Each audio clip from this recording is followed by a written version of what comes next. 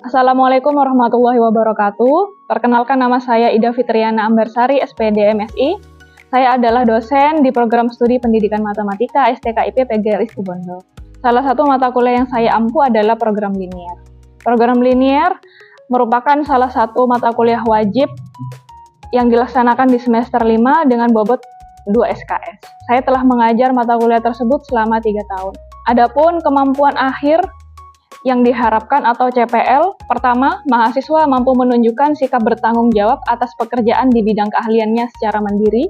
2. Mahasiswa mampu menguasai konsep matematika sekolah dan perguruan tinggi agar mampu menemukan, memahami, menjelaskan, dan merumuskan cara penyelesaian masalah program linier. 3. Mahasiswa mampu mengambil keputusan secara tepat dalam konteks penyelesaian masalah program linier berdasarkan hasil analisis, informasi, dan data. 4. Mahasiswa mampu menguasai bidang matematika sekolah dan perguruan tinggi aplikatif, khususnya dalam menyelesaikan permasalahan sehari-hari dengan menggunakan konsep program linier. Adapun materi pembelajaran pada mata kuliah ini, pada pertemuan pertama, pengantar program linier, kedua, konsep dasar program linier, ketiga, latar belakang matematika program linier, keempat, program linier dengan metode grafik, kelima, kasus-kasus program linier dengan metode grafik, keenam, program linier dengan metode simplex, ketujuh, masalah program linier tidak baku, kedelapan, penilaian tengah semester atau PTS, kesembilan, metode simplex 2 tahap, kesepuluh, metode simplex 2 tahap soal minimum, kesebelas, metode simplex 2 tahap soal maksimum, kedua-belas, ILP, ke-13, penyusunan karya ilmiah proyeksi model matematika, ke-14, penyusunan karya ilmiah analisis model matematika, ke-15, penyusunan karya ilmiah hasil rancangan model matematika, dan ke-16, penilaian akhir semester PAS. Adapun sistem pembelajaran atau mode perkuliahan yaitu hybrid, sedangkan metode pembelajaran yang saya gunakan yaitu ceramah, diskusi, dan PJBL dengan luaran artikel penelitian. Adapun penilaian pembelajaran yang saya gunakan yaitu 1. Tes formatif berupa latihan soal setelah pembelajaran dilaksanakan. 2. Tugas berupa proyek yang di dalamnya literatur review, observasi lapangan, dan menyusun artikel, serta PTS dan PAS. Dengan rincian bobot penilaian, tes formatif 10%, tugas 20%, PTS 20%, PAS 20%, dan kehadiran mahasiswa 30%. Demikian perkenalan diri saya. Assalamualaikum warahmatullahi wabarakatuh. Berikut adalah video pembelajaran tentang mata kuliah program linier di STKIP PGRI Situbondo. Assalamualaikum warahmatullahi wabarakatuh. Bagaimana kabar kalian hari ini? Baik, alhamdulillahirrahmanirrahim. Apakah semuanya hadir pada pertemuan hari ini? Siapa? Hairul, kenapa? Sakit, ada suratnya tapi ya? Oke, enggak apa-apa, yang lainnya lengkap tapi ya? Oke, pada hari ini kita kembali bertemu pada mata kuliah program linier pada pertemuan ke-6. Ada yang tahu apa yang akan kita pelajari pada pertemuan hari ini? Belum. Kemarin kan saya sudah menjelaskan, hari ini kita akan belajar tentang program linier dengan metode simplex. Nah, sebelum kita belajar materi pada hari ini, apakah ada yang masih ingat apa yang kita pelajari minggu lalu? Metode grafik. Mungkin ada yang masih ingat juga masalah seperti apa yang dapat kita selesaikan dengan metode grafik?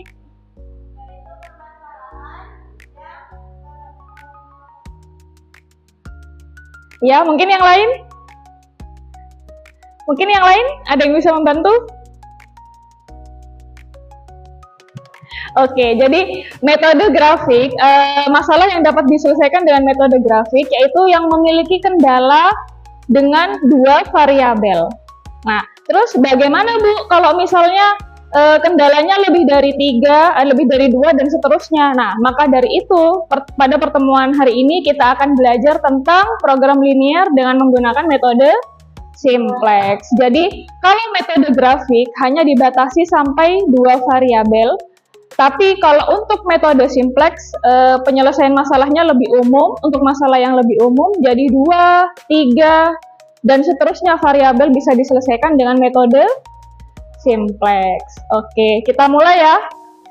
Adapun Langkah-langkah penyelesaian dengan metode simplex di sini ada 7.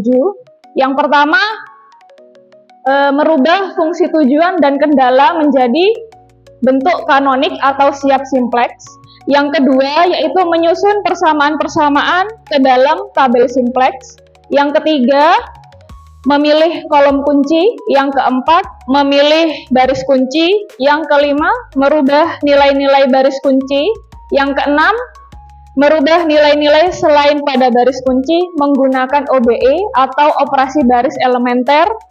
Yang ketujuh, yaitu melanjutkan perbaikan-perbaikan dengan iterasi hingga diperoleh hasil optimal.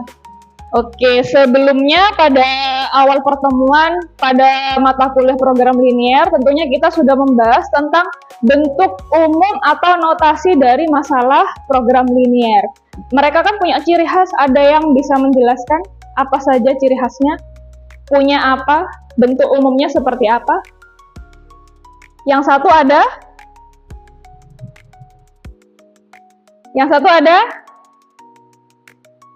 Yang satu ada fungsi tujuan yang akan diminimumkan atau dimaksimumkan. Yang kedua, ada kendala yang biasanya bentuknya berupa sistem pertidaksamaan. Nah, untuk langkah pertama kan kita akan merubah ke dalam bentuk kanonik. Kuncinya itu sebenarnya ada di kendala yang berbentuk pertidaksamaan. Misalnya kurang dari sama dengan atau lebih dari sama dengan. Jadi di sini cara merubah kendala ke dalam bentuk kanonik, yaitu misalnya ada suatu kendala bertanda kurang dari sama dengan, maka kita perlu menambahkan suatu variabel yang kita sebut sebagai variabel slack. Sedemikian sehingga pertidaksamaan tersebut menjadi sama dengan, karena kan kita menambahkan suatu variabel. Begitupun sebaliknya, jika kita memiliki kendala yang bertanda lebih dari sama dengan, maka kita harus mengurangkan dengan suatu variabel. Variabel tersebut kita sebut sebagai variabel surplus. Tentunya nanti khususnya untuk kendala yang bentuknya lebih dari sama dengan, selain kita menambahkan variabel surplus, kita juga harus menambahkan variabel slack. Gunanya nanti di perhitungan metode simplexnya, seperti itu. Sampai sini ada yang mau ditanyakan? Sudah jelas? Jelas. Oke, kita lanjut ya. Nah, tahapan kedua yaitu kita menyusun atau menuliskan bentuk kanonik tersebut ke dalam tabel simplex. Di sini ada beberapa komponen yang harus kalian pahami terlebih dahulu. Di sini ada yang namanya CJ. CJ itu adalah koefisien dari fungsi tujuan atau fungsi sasaran. Sementara untuk CJ garis itu merupakan koefisien dari variabel slack. Terus ada juga XJ. XJ itu merupakan variabel fungsi tujuan. Sedangkan XJ garis merupakan variabel slack-nya. Apa saja seperti itu. Dan di sana ada entry yang di tengah ada A11 sampai AMR. Itu merupakan koefisien dari kendala. Dari kendala yang tadi yang saya jelaskan berbentuk sistem pertidaksamaan tadi. Terus ada juga yang namanya BI. BI itu merupakan konstanta dari kendala. Ada ZJ. ZJ ini cara menghitungnya dengan mengalihkan setiap entry di CJ garis dengan XJ-nya yang mana, seperti itu. Sementara untuk ZJ min CJ tinggal dikurangkan. ZJ kan udah tahu, CJ-nya ada di atas. Sedangkan yang terakhir itu ada RI. Nah, RI di sini itu gunanya saat kita menentukan baris kunci nanti. Pada tahapan keempat, kalau tidak salah ya. Ini kan masih di tahap kedua. Tahap ketiganya mungkin ada yang masih ingat apa?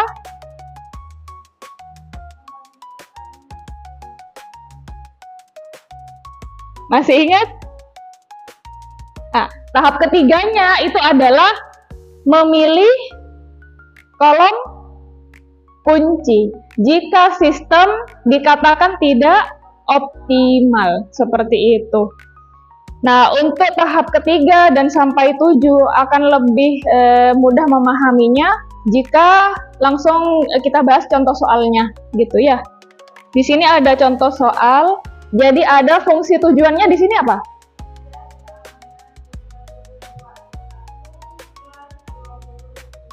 Jadi ada fungsi tujuan yang akan dimaksimumkan berupa Z sama dengan 32x1 ditambah 20x2. Dan ada kendala. Ada kendala di sini 2x1 ditambah 5x2 kurang dari sama dengan 600. Ada 4x1 ditambah 3x2 kurang dari sama dengan 530, dan 2x1 ditambah x2 kurang dari 240. Langkah pertama yang harus dilakukan apa? Merubah ke dalam bentuk kanonik. Kendalanya bentuknya berarti ditambahkan variabel slack atau surplus. Ditambahkan dengan variabel slack, seperti itu. Jadi untuk tahap pertama, fungsi tujuan dan kendalanya dalam bentuk kanonik menjadi 2x1 ditambah 5x2 ditambah s1. S1 di sini sebagai apa? Variabel slack. Sama dengan 600, terus 4x1 ditambah 3x2 ditambah s2 sama dengan 530. Ada 2x1 ditambah x2 ditambah s3 sama dengan 600 terus, dan memaksimumkan fungsi baru yang sudah ada variabel slack-nya. Tapi variabel slack-nya di sini kan S1, S2, S3, tapi koefisiennya kita beri 0 agar tidak merubah nilai dari fungsi tujuan. Seperti itu. Paham sampai sini? Langkah keduanya apa?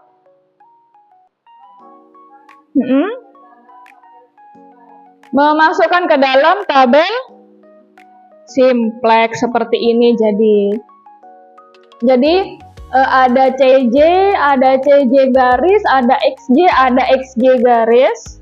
Kita masukkan, kan ada 3 variabel, X1, X2, S1 sampai S3, sedangkan XJ garisnya itu kan merupakan variabel slack-nya. Jadi ada S1, S2, dan S3. Entry-nya, koefisien entry-nya dimasukkan di tengah 2, 5, 1, 0, 0, 4, 3, dan seterusnya. BI juga ditaruh. Konstantanya tadi setelah sama dengan, itu kan konstanta. Ada 600, 530, 240. Setelah dimasukkan ke dalam tabel simplex, tahap selanjutnya kita harus menghitung nilai ZJ dulu. Kita menghitung nilai ZJ-nya. ZJ-nya tadi gimana caranya?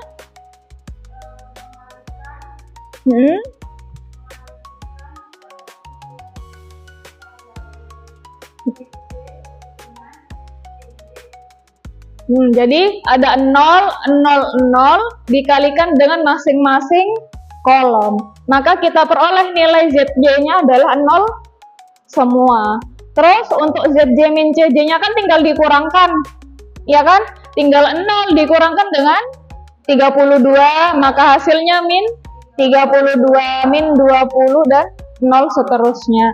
Jika kalian perhatikan, di yang paling kanan, paling bawah, 2 paling bawah, itu kan 0 juga. Nah, nilai 0 tersebut sebenarnya merupakan nilai fungsi tujuannya. Jadi nilai F-nya. Berapa nilai F-nya di sana? Nilai Z-nya. Berapa? 0, seperti itu. Nah, terus langkah selanjutnya apa? Mencari kolom kunci, tapi itu dilakukan jika kita sudah menentukan apakah sistem tersebut sudah optimal atau belum gitu. Nah, bagaimana cara menentukan suatu sistem itu optimal apa belum? Yaitu ada dua ketentuan. Nah, tadi kan masalahnya bisa meminimumkan atau memaksimumkan kan? Kalau ini kan masalahnya tadi apa?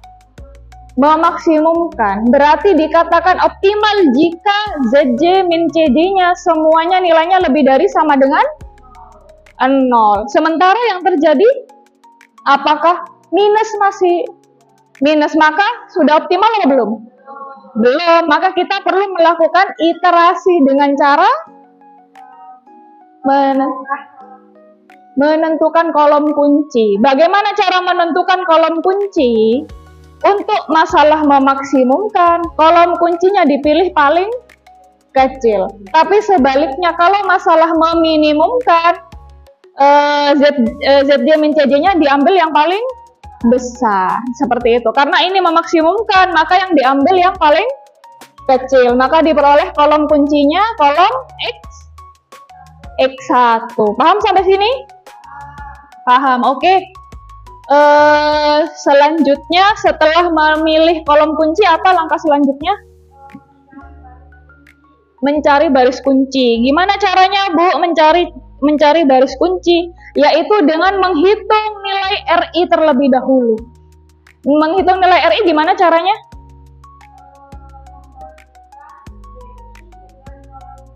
Iya, jadi membagi setiap entry dari kolom BI dengan masing-masing entry di kolom kunci. Jadi 600 dibagi 2 hasilnya 300 dan seterusnya. Nah, untuk RI, untuk menentukan baris kunci, kita pilih nilai RI yang paling kecil.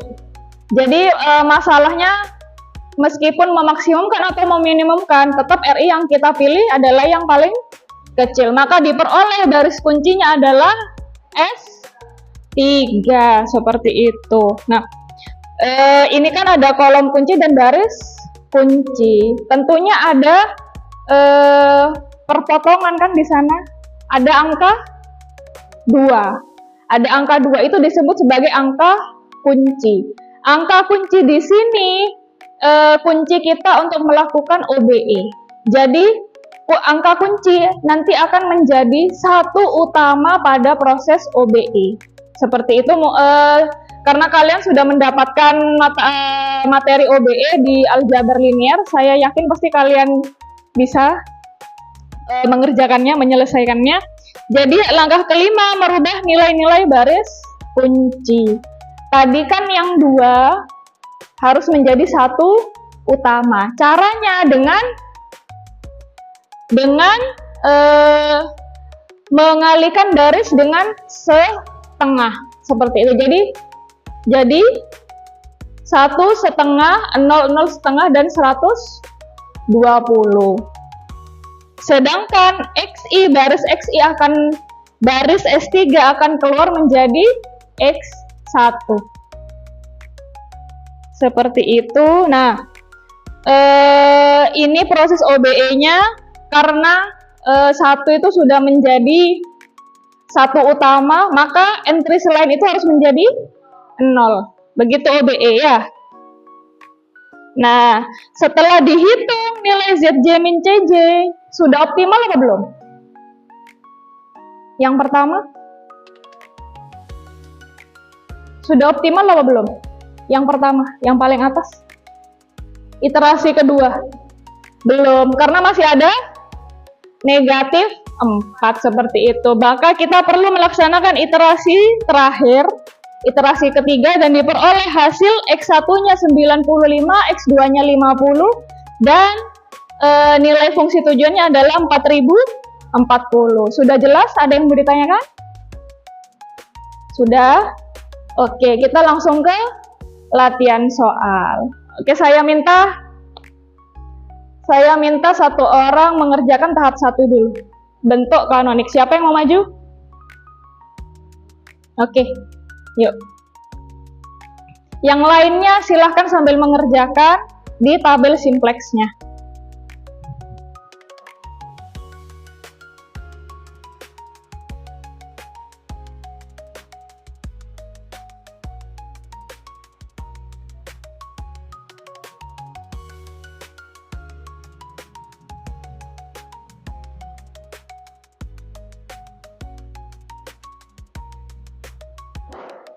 Jadi untuk contoh soal kan masalahnya memaksimumkan.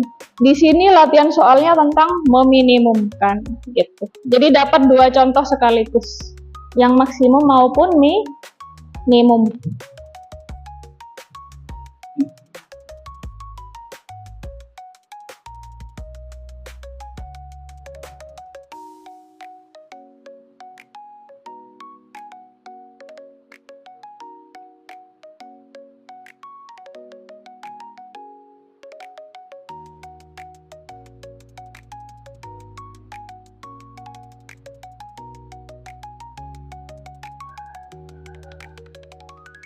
Yang lainnya ada yang sudah selesai mengerjakan? Belum?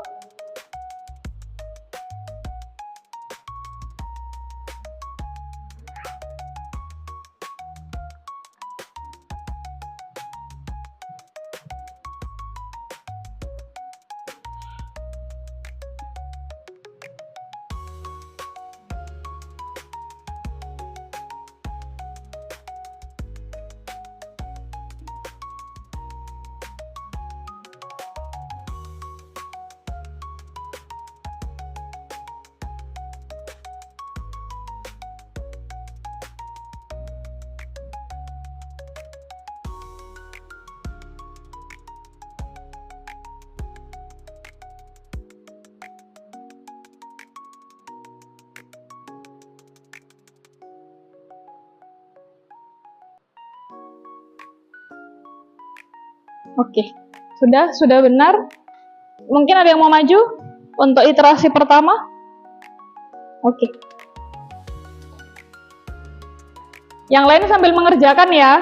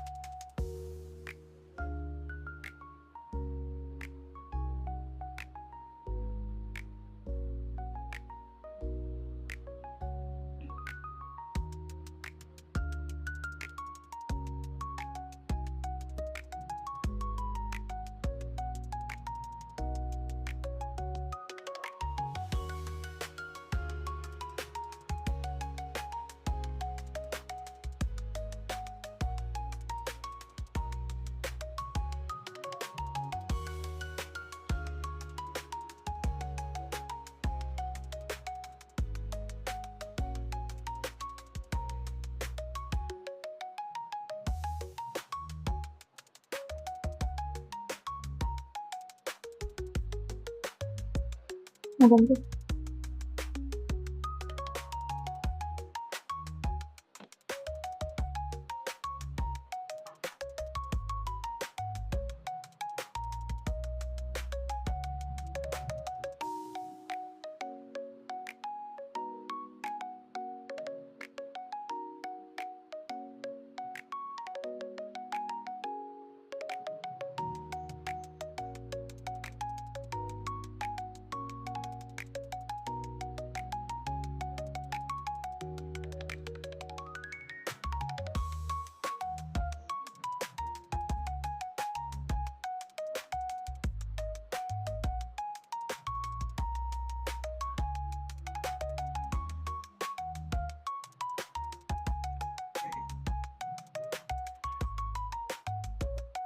Ininya RI-nya jangan lupa.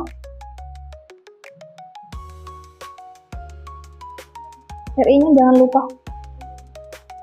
12. Ya. Nah. Ya, lanjut. ZJ min CJ.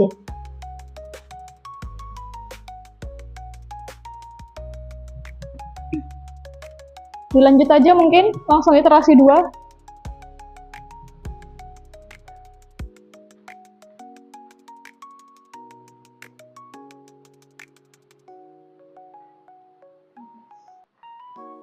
Oke. Dilanjut iterasi 2. Sudah kan?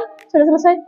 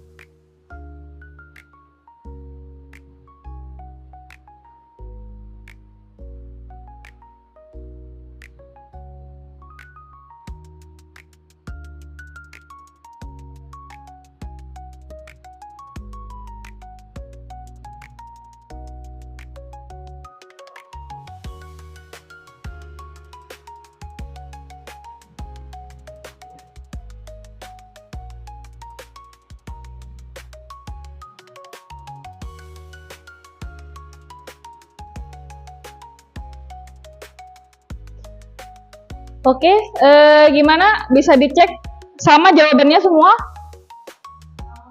Sama? Oke, jadi ini sudah benar ya. Sudah paham ya berarti ya?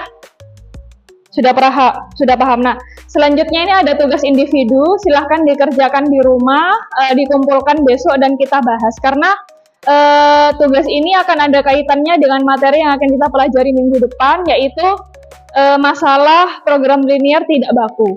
Seperti itu. Oke, sebelum kita akhiri pada pertemuan hari ini, kita ulangi lagi apa saja yang sudah kita pelajari. Oke, tolong ada yang bisa menjelaskan apa perbedaan dari metode grafik dan metode simplex.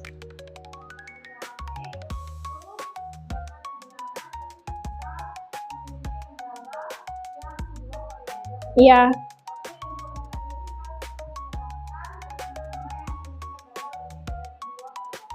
Oke. Dan ada yang bisa menjelaskan juga langkah-langkah penyelesaian dari metode simplex? Ada berapa tadi? Ada 7. Yang pertama, merubah ke bentuk kanonik. Yang kedua, yang ketiga, memilih. Setelah itu, baris kunci terus. Yang kelima,